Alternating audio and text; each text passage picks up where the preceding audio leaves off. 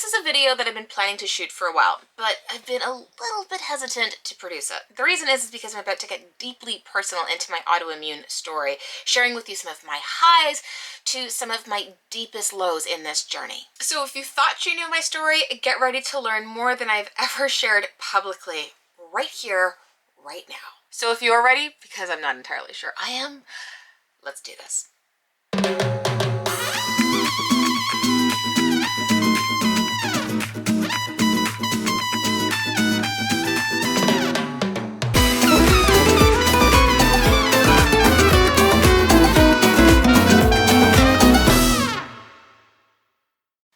Welcome to another episode of SFT TV. I am Melissa Ramos, nutritionist with a background in Chinese medicine. Before I dive in, I'd really appreciate it if you could subscribe to my channel and don't forget to hit that little bell button.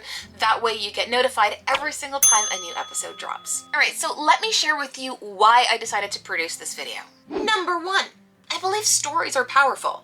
But number two, it's to share with you some of the lessons that I've learned so that if you struggle with an autoimmune condition, that maybe some of this will help. In fact, one of the things that I've done is I've put together a free autoimmune guide which outlines all the tools that have helped me with my autoimmune condition substantially, and you can grab it now by clicking the link in the comments. Okay, so with a deep breath, let's get started.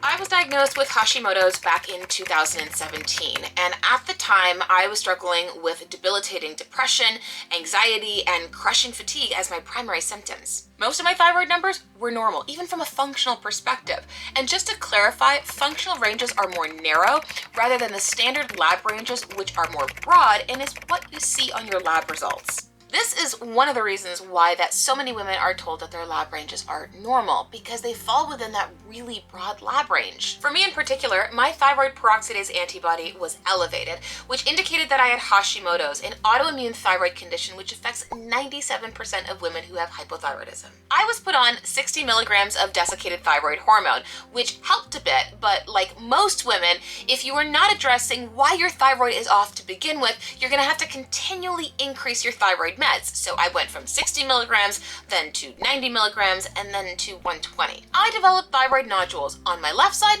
and my right side. And despite doing what I felt was all the right things because I was taking my supplements, I was eating well, which I'll circle back to in a bit, my stress levels were a mess. Truth be told, I'm a go-getter. I'm a type A personality, and slowing down has always been kind of hard for me. And it's something I'm still working on to this day. So in an upcoming video, I may be talking about my autoimmune trauma story. Because if you don't know this already, busyness is a trauma response. Now, I went through some pretty big bouts of stress, and as a result, I had experienced 2 Hashimoto's attacks, which is when an individual will experience a worsening of symptoms. In my case, it left me with crushing fatigue, joint and muscle pain, and a really swollen face. My antibodies tripled, as did the size of my thyroid nodules, which really alarmed my doctors, so they put me on thyroid watch, because if my largest nodule got to 10 millimeters, I'd have to get it biopsied for cancer. I had no idea what to do, because at the time, I thought I was doing everything right. Then came 2019. Eric and I had gone to BC to close on our dream mountain lakefront property, and at the time, I began to experience some symptoms of gastritis. After we closed on the property, I took off to go to Bali for 5 weeks for the staff retreat that I was holding, and things began to get much worse. The pain in my gut was so bad for 5 hours after eating that I was desperate and was trying to find a flight home early, but couldn't. This is when I received the results of my CYREX Array 10 food intolerance panel, and I had discovered that I was intolerant to every food under the sun. Let me be clear, I don't normally suggest food intolerance testing because if you're like me and your gut is compromised, then your immune system is going to react to everything. I knew that once I addressed what was going on in my gut that I'd be able to eat many of these foods that I was reacting to, eventually. In the meantime, I was desperate for answers, and I came to the realization that the only time that I wasn't in pain was when I ate an all-animal protein breakfast. So logically, I tried an all-animal protein lunch, and it was like someone turned off the pain switch. In fact, if you want a little understanding of what I eat in a day, well, surprise, I produced a video all about it, which you can check out here on my YouTube channel. I knew from testing that I had ran on myself that I had H. pylori, the bacterial infection that is indicated in peptic ulcers, and it's extremely common in cases of Hashimoto's. And because this lowers stomach acid, this also increased the likelihood that I had parasitic infections as well. but because I was in Bali, there was little I could do with what I had on hand. But what did help me substantially was a product by the name of GI Revived, which helped me with my gastritis pain tremendously. Having been an acupuncturist myself previously, I thought I would go see one in Bali, who also did Twaina massage. The experience was surreal to say the least, and I found myself almost passing out and then swatting for his hands, to which he responded with, "Just surrender, surrender, just surrender." That weren't strange enough, I decided right afterwards to go to the yoga barn in Ubud and do an active conscious meditation class, and I had no idea what I was getting myself into. I was in a room of 80 people in this big circle, and we did this breathwork process together, and I cried so hard that I felt all the energy in my thyroid. When I got home, I stayed curious, but things began to get even more worse. In fact, my hair started falling out, that I get anxiety every time that I took a shower. Despite many of my digestive symptoms improving, my next ultrasound showed that my thyroid nodules were still growing. In fact, one of them was now 1 millimeter away from getting biopsied for cancer. This is what catapulted me into diving into the book The Presence Process by Michael Brown, which required me to do 15 minutes of conscious connected breathing for 10 weeks. This was a commitment, and I plan to talk more about this in my upcoming video about my autoimmune trauma story, because I felt things that I hadn't felt in years. Fast forward to March 2020. This is almost at the time when I was almost done the Presence Process. I had received my ultrasound report when I was in Arizona, and it showed that the nodules on one side of my thyroid were completely gone, and on the other side, that really large one had decreased by almost half. Plus, my thyroid antibodies were the lowest that they'd ever been. I want to be clear that I'm not saying that breathwork alone improved my thyroid nodules and my antibodies. Because just like any autoimmune and hormonal condition, it requires us to commit and implement a holistic approach, because there really isn't any magic bullet. And also because it takes up to 10 years to develop Hashimoto's. So it didn't take us a day to get here.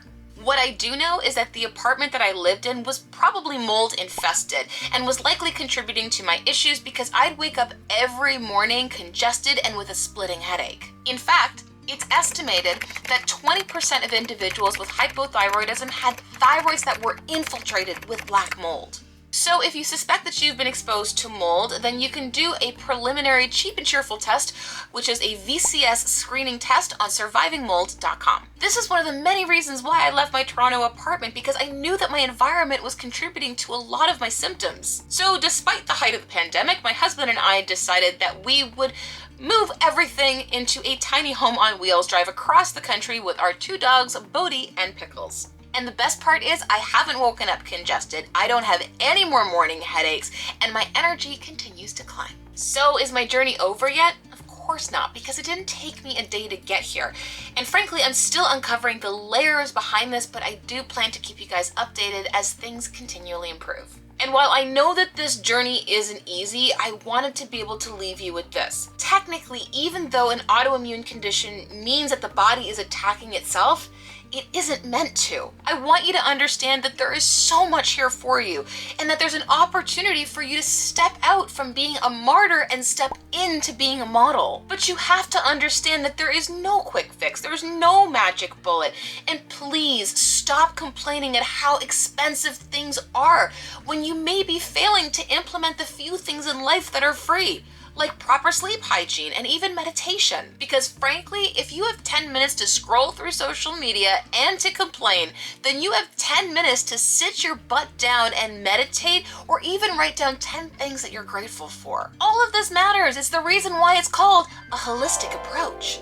I see far too many women who feel victimized by their autoimmune condition, and maybe it's because they're able to take the moral high ground or attribute their unhappiness to somebody else, or where they gain validation when they're able to say, look how much I do for everybody else and no one does anything for me. These are the same women who use my social media platforms to be able to complain about what they're struggling with, to which I will always respond with, I'm really sorry you're struggling right now. What do you plan to do about it? To which 9 times out of 10, I'll get crickets.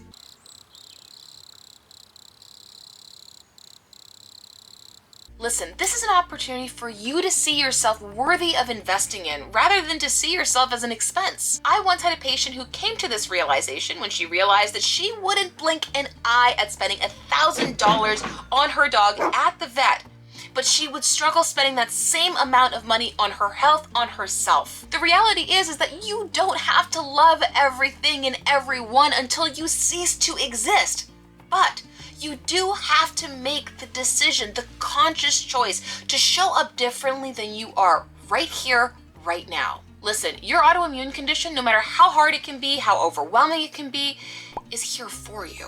So if you're confused and have absolutely nowhere to start, woman, I hear you, I feel you, I see you, and this is precisely the reason why that I put together that free autoimmune guide, so please make sure to grab it by clicking the link in the comments. In the meantime, if you dug this video, do me a favor, give it a thumbs up, share it, tag a friend, leave me a comment, let me know what your experience has been, because your word truly does matter. Otherwise, stay tuned, because I have so much more coming up. I'll see you next Wednesday.